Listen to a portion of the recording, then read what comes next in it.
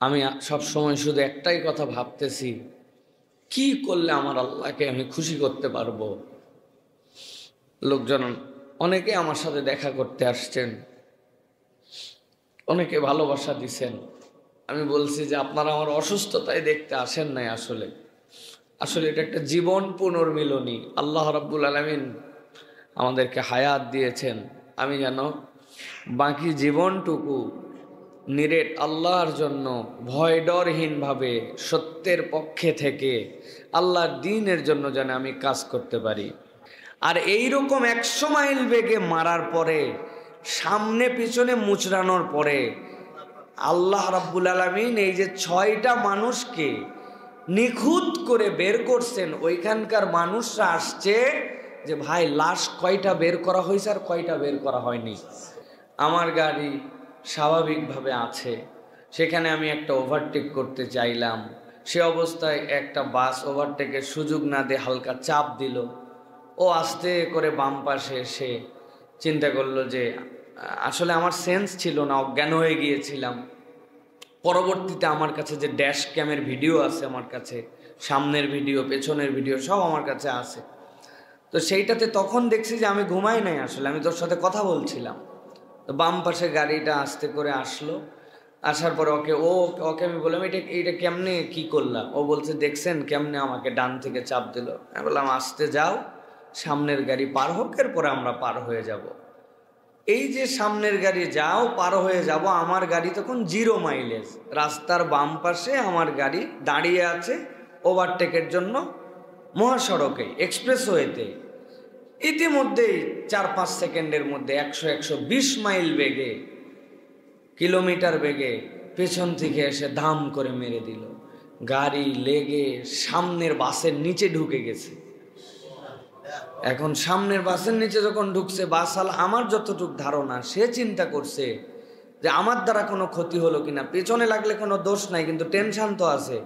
সে তখন গাড়ির টান দিয়ে বের হয়ে চলে গেছে। আমার গাড়ির ডান পাশটা তখন ভেতরে ঢুকা, এই অবস্থায় বের হয়ে যাওয়ার পর গাড়ি উঁচু হয়ে আবার বসে গেছে, বসে বাম পাশে লেগে বাড়ি খাইছে।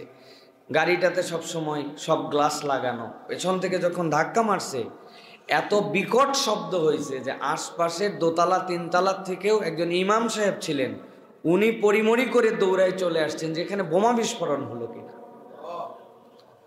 আমার ছোট 3টা সন্তান, আপনারা কথার ছলে জানেন আমি আমার মেয়েদেরকে নিয়ে আনন্দিত, আল্লাহর দেওয়া নিয়ামত মনে করি আমার জীবনে। তারা মধ্যে 3 জনই শুয়েছিল, আর পেছনে আমার ওয়াইফ ছিল। ময়মনসিংহের দিকে 2 দিনের মাহফিল, এরা তো আমাকে পায় না সেভাবে, এই জন্য বলছে যে 2 দিনের সফর, চলো আমরা সাথে যাব।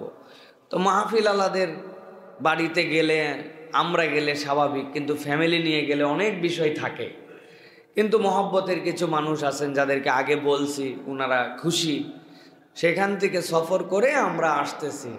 এই 3 বাচ্চার রবিবারে স্কুল, মা মধ্যে শোয়াইতে পিছনে বসছে। আমরা এখনো হিসাব মিলাতে পারি নাই। গাড়িটার আপনারা যে ভিডিও দেখছেন, ছবি দেখছেন আপনারা 60%, মূল গাড়ি দেখলে আপনি এখনো 100% দেখতে পান নাই যে গাড়িটার কি হয়েছে। কিন্তু আল্লাহ রাব্বুল আলামিন কিভাবে কেমনে রক্ষা করলেন, এই জন্যই আল্লাহর একটা নাম হচ্ছে ইন্নাল্লাহ আলা কুল্লি শাইইন কাদির। আল্লাহ যা ইচ্ছা তাই করতে পারেন, এটার নজির আমি নিজের চোখে দেখছি।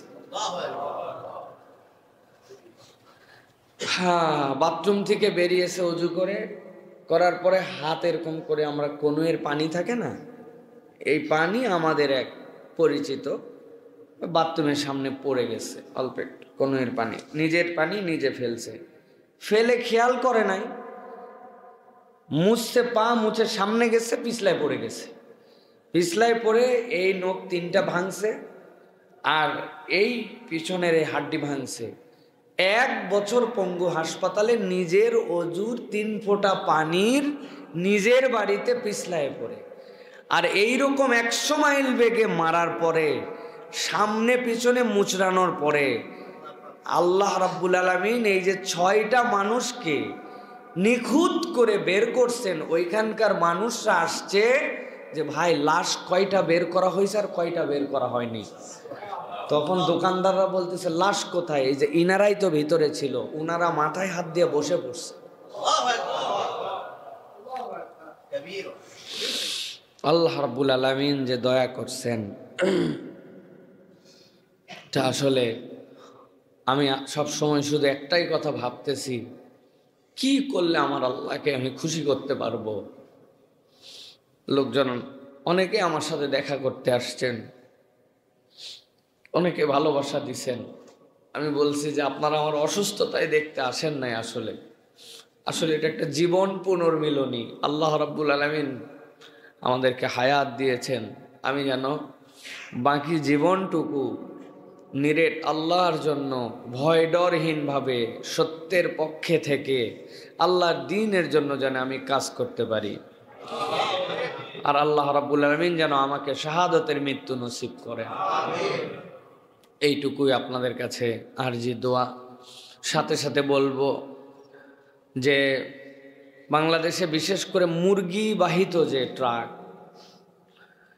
আমি প্রশাসন সহ আমাদের কথা যারা শোনেন, সারা দেশে যারা মুরগি পরিবহন করেন, এই ব্যবসার সাথে যারা জড়িত আছেন, আমি তাদেরকে বলবো যারা এই রাস্তায় চলাফেরা করেন মুরগিবাহিত ট্রাক, এদের যে চলাফেরার উগ্রতা, এদের যে রোডের মধ্যে উশৃঙ্খলতা, মানে বেহিসাব, ওদের অনেকগুলো ক্যালকুলেশন থাকে। শেষ রাত্রে যে পাইকারি মার্কেট ধরা লাগে, মুরগি বেশি সময় থাকলে মৃত্যুর হার বেড়ে যায়, অনেক কিছু থাকে। কিন্তু তাই বলে এরকম বেপরোয়া হওয়া, কেননা আমাদের কাছে যে ভিডিও আছে, আমরা কাউকে ব্লেম দিচ্ছি না, কিন্তু এই ভিডিও দেখলে আমার ওয়াইফ সহ সকলে বলছে যে গেমের মধ্যে যেরকম ট্র্যাকের মধ্যে থেকে একটা গাড়িকে পেছন থেকে মেরে সরায় দিয়ে জিততে চায়, ওই মারার ধরনটা দেখলে কোনো স্বাভাবিক মানুষ বলবে না যে এইটা একটা অ্যাক্সিডেন্ট। হয় সে মাতাল ছিল, অথবা সে এমনভাবে মারছে যেন আমরা মরে যাই। আমরা জানি না, ইন্না বা'দা যন্নি ইসম, আমরা এগুলো জানি না আসলে ঘটনা কি। আপনারা আরও জানলে অবাক হবেন। সেই ট্রাক ধরছি আমরা, সেই ট্রাক আমাদের নিয়ন্ত্রণে আছে, সেই ড্রাইভারকে আমরা ধরছি। সেই ড্রাইভার, পৃথিবীর ইতিহাসে কোনো ড্রাইভার অ্যাক্সিডেন্টের পর আসে না, ও আশপাশেই থাকে, জনগণের মধ্যে মিশে। কিন্তু সে দেখছে যে এতগুলা মানুষ, তার ধারণা সবাই মরে গেছে, এখন তো মৃত মানুষ নিয়ে মানুষজন ব্যস্ত থাকবে। ইতিমধ্যে সে আসছে, তার হেল্পার যখন তার সাথে একটু কথা বলছে, তখন জনগণ বুঝে ফেলছে যে এটা ড্রাইভার, ধরে ফেলছে তাকে। তো আমরা বলবো এই যে রোডের উশৃঙ্খলতা, বিশৃঙ্খলা, এইগুলা বিষয় থেকে আমাদের সকলকেই সতর্ক হওয়া উচিত। আমার অ্যাক্সিডেন্টের ইমিডিয়েট পরে ওই ইয়েতেই, চন্দ্রার কিছু আগে এই জায়গাতে আরেকটা গাড়ির অ্যাক্সিডেন্ট হয়েছে। একটা ট্রাক আরেকটা ট্রাককে মেরে দিছে পেছন থেকে। ওই ট্রাক সামনেও বাড়ি খায় নাই, আপনারা দেখবেন নিউজে আসছে। ড্রাইভার হেল্পার জায়গাতেই মারা গেছে দুইজন। ট্রাকের পেছনে মারছে, আর আমার গাড়িতে পেছন থেকে মেরে সামনে যায়, আবার পেছনে এসে সামনে বামে ধাক্কা খেয়ে রব্বুল আলামিন কিভাবে রক্ষা করলেন। এটা আল্লাহ রব্বুল আলামিনের দয়া ছাড়া আর কিচ্ছু না। আর আমি আবারও আপনাদের প্রতি কৃতজ্ঞতা জানাচ্ছি। কত মানুষ, কতভাবে, আমি কি এমন ক্ষুদ্র মানুষ, এমন এমন রাজনৈতিক ব্যক্তিত্ব, ওলামায়ে কেরাম, পীর সাহেবগণ, আলহামদুলিল্লাহ, আমি মানে আপনাদের কাছে নাম বললে আপনারা শিহরিত হয়ে যাবেন। এই মানুষেরা আমাদের খোঁজ খবর নিয়েছেন, দোয়া করেছেন, উপর থেকে নিচ পর্যন্ত। একজন ফকির আমার সাথে গতকালকে দেখা করতে আসছে, প্রতিবন্ধী ভিক্ষুক, বলে হুজুর আমার একটা ভাঙ্গাচুরা ফোন আছে, ওই ফোনে রাত দিন আপনার ওয়াজ শুনি। আমি যখন শুনছি যে আপনি অসুস্থ, সে 2টা কমলা নিয়ে আমার বাড়ির নিচে আমার সাথে দেখা করতে আসছে। আসলে আমার অনেক ভুল, অনেক গুনাহ-খাতা, অনেক আপনাদের সাথে আচরণে আমার কমতি আছে, আমি জানি। বিশেষ করে আমরা মাহফিলের লোক, বিভিন্ন জায়গায় যাই, কমিটিদের সাথে বিভিন্ন ধরনের কথাবার্তা হয়, আমাদের কমিটমেন্ট আমরা ফুল করি, তারা অনেক সময় উল্টাপাল্টা করেন। আমাদের সাথে তাদের বোঝাপড়ায় অনেক সময় ভুল হয়, অনেক কথা হয়, আমি জানি অনেকে আমাদের দ্বারা কষ্ট পান, কিন্তু আমি আপনাদের কাছে আজকে অনলাইনে অফলাইনে সকলের কাছে আমি ক্ষমা চাইলাম। আপনাদের কোনো কারণে কোনোভাবে যদি আমি আপনাদেরকে কষ্ট দিয়ে থাকি, আমার ছোট ভাই হোক, আমার বড় ভাই হোক, আমার পরিচিত অপরিচিত, আল্লাহর হস্তে আমাকে আপনারা ক্ষমা করে দিবেন। আর আমি আগামী থেকে আমার আচরণ আরও শুধরাই নিয়ে চলার জন্য চেষ্টা করব, এই প্রতিশ্রুতি আপনাদের কাছে দিলাম। আল্লাহ রাব্বুল আলামিন যেন এই বাকি হায়াতটুকুকে, এই বোনাস জীবনটুকুকে আল্লাহ রাব্বুল আলামিনের জন্য কাজ করার মতো তৌফিক দান করেন।